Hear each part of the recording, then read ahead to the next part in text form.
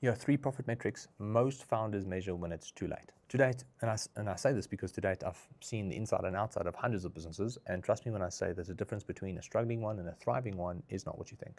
So just a disclaimer, tracking these metrics is the top layer to fixing the business and improving its profitability. However, actually fixing them might not always be that easy. But we have to remember that we can't optimize and improve anything that we're not measuring. So here's the first metric to measure, and that is POAS, profit on ad spend. See, most businesses look at ROAS from a specific channel or a single channel and don't really factor in the total profit combined from their marketing.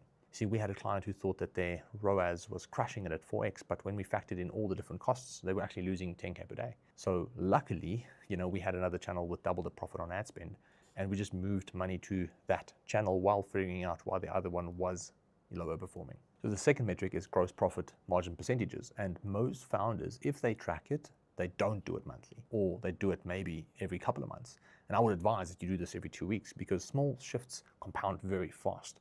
And I've seen businesses drop 10% in margin and erase about 100,000 Rand in profit before they even noticed it. And then lastly, you need to track your operating profit margin. This shows how effectively your back end converts gross profit into actual money in the pocket, money in the bank.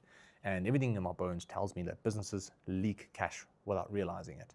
They have bulky expenses. That the difference between a thriving business and a struggling one is not so much what you're selling, but actually how you manage the revenue that comes into the business. So I actually saw a client that was literally contributing up to 20% of her revenue to very necessary software tools.